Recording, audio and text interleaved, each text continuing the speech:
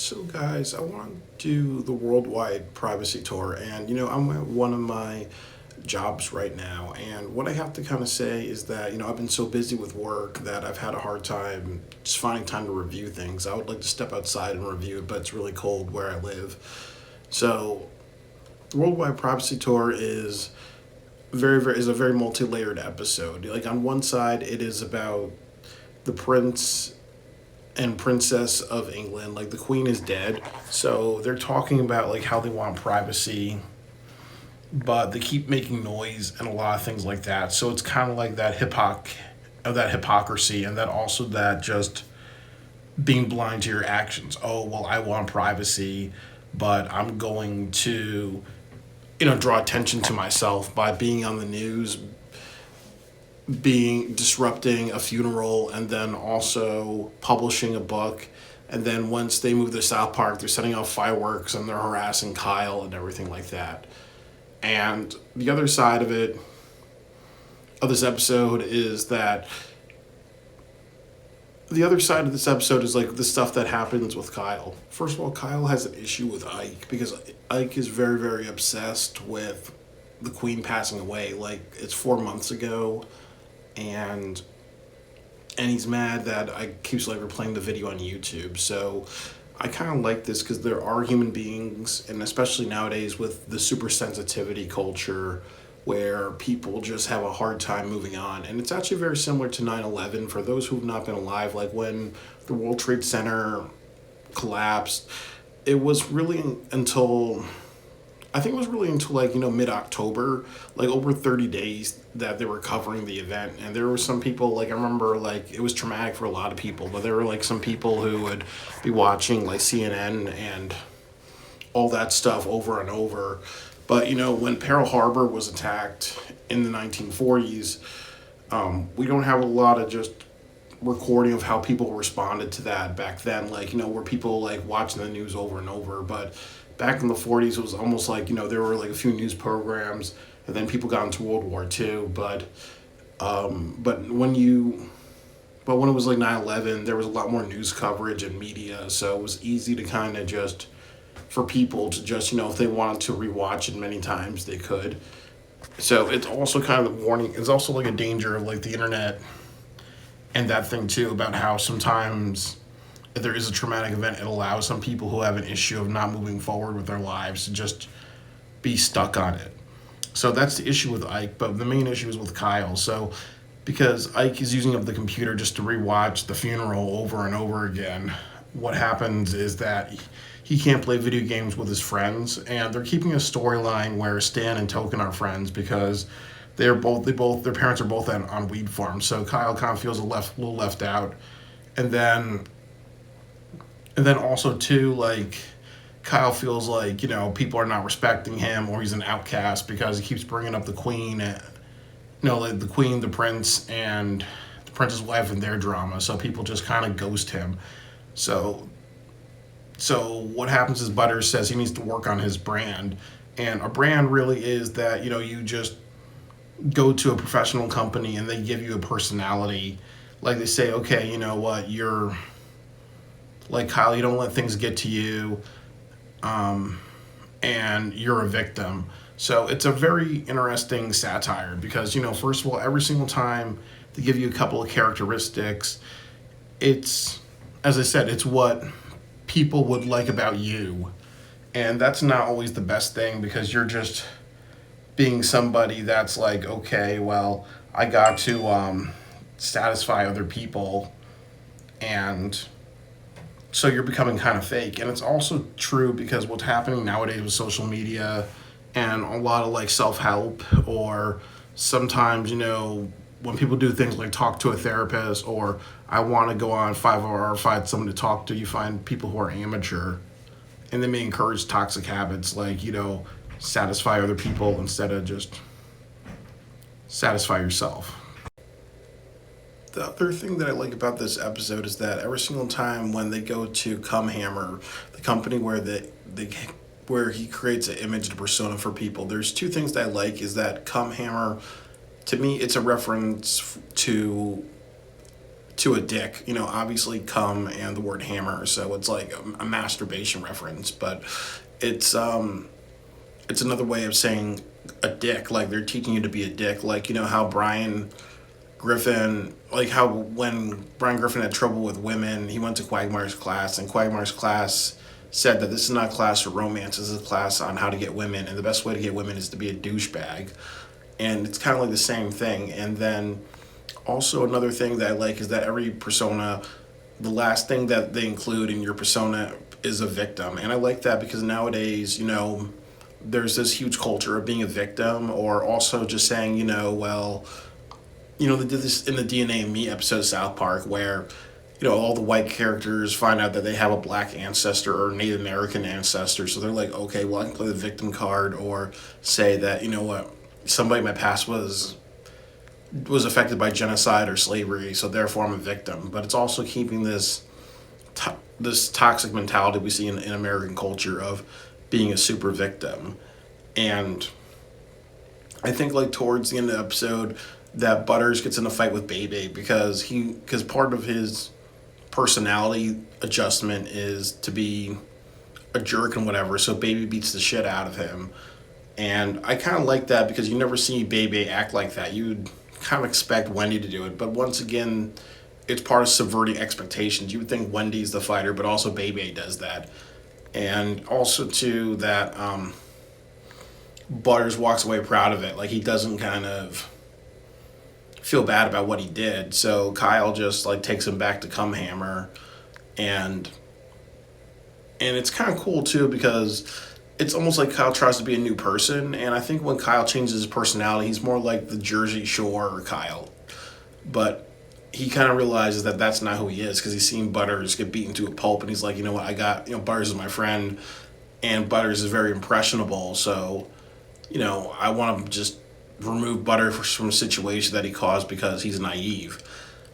And I also like how they had Baby fight back because, you know, that happens in a lot of like a lot of things you see in America where women are allowed to assault men, or if women are bigger and stronger and they take a fight too far, there's no consequences. But if it's a man beating on a woman, or a woman standing up for herself and they take it too far, but if a woman's bullying a man, or if there's a little girl bullying a boy and the boy hits her back, you know, then it's like assault or violence against women, but vice versa, nobody really cares.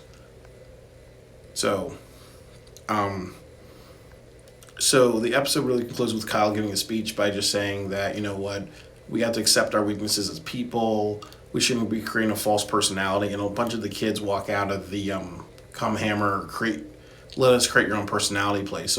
So I think that's a good message, you know, that we have to accept our faults, and we also just, even as adults, accept our faults and look inwards to change instead of just try to create a brand. Because what happens is that when you become a celebrity, you are becoming a brand or something marketable. So that way you lose your individuality and you lose your happiness because you're just meeting other people's expectations.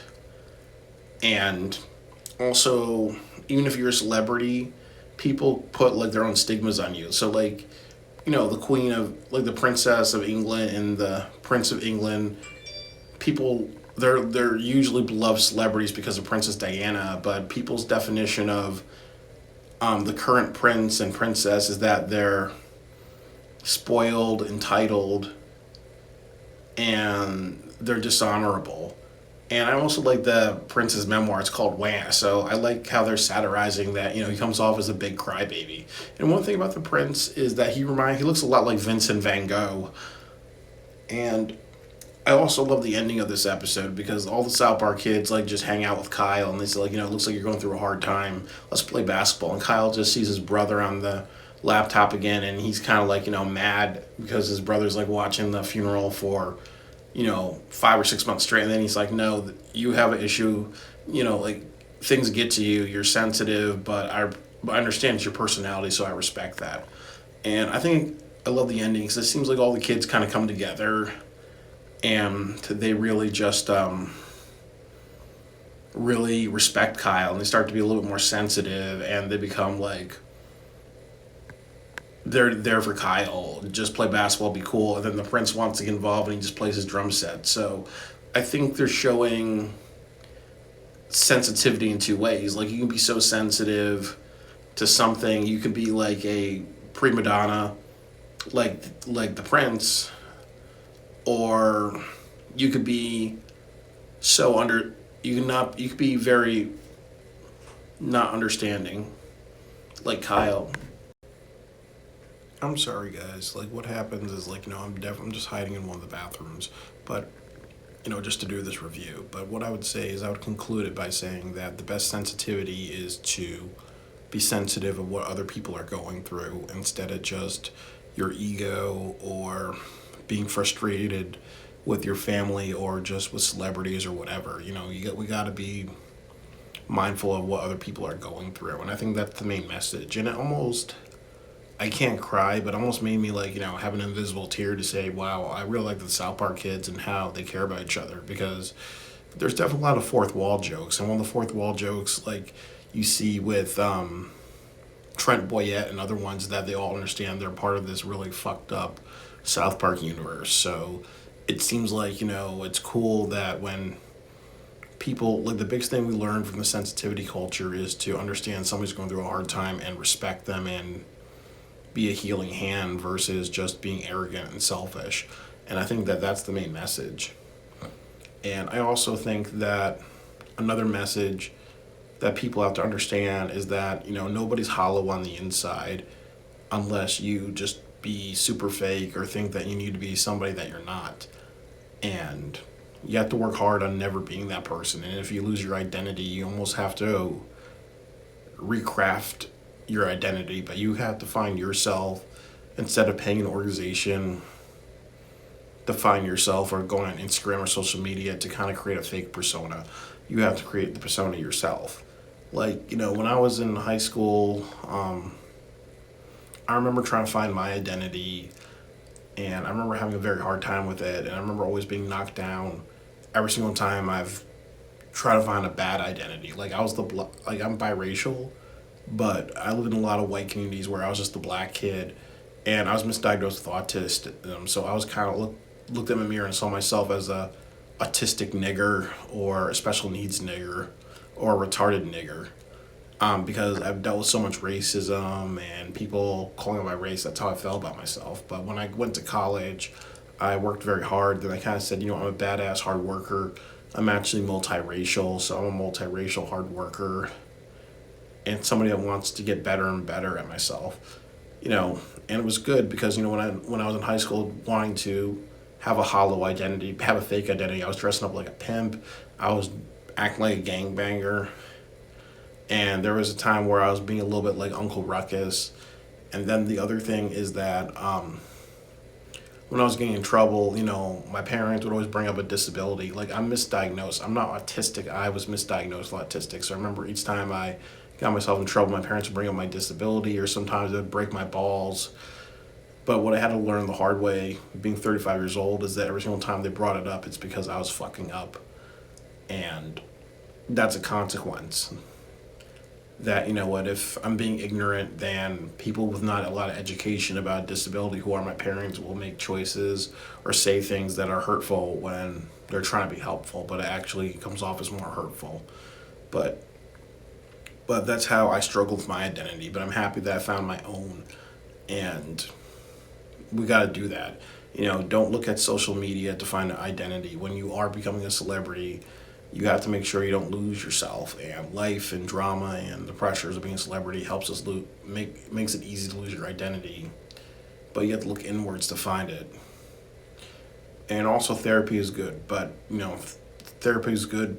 you can't just be fake. And also, too, as we learned from this episode of South Park, the biggest issue with a lot of people's identities nowadays is trying to say that they're a bit of a victim of something. And while people say that, because you can do a DNA me and find out that you have a heritage of a Native American, black, or whatever group that's been treated badly, or you've gone through hard things in your life, you have to put things in perspective. I've had a rough life, but it's not the same thing as somebody who was biracial, who was dealing with lynchings and whatever, 100 years ago, or it's not like I lived through World War II or something like that. So, we got to put our lives in perspective. All right, I'm very happy to do this review with you guys, and it's a little frustrating that I've been so busy that I haven't had enough time to kind of sit down and find a private space to do this, but I'm happy that I've got what I want to say out, because this is a very cerebral episode, and that's why I continue to watch South Park. They do care about quality.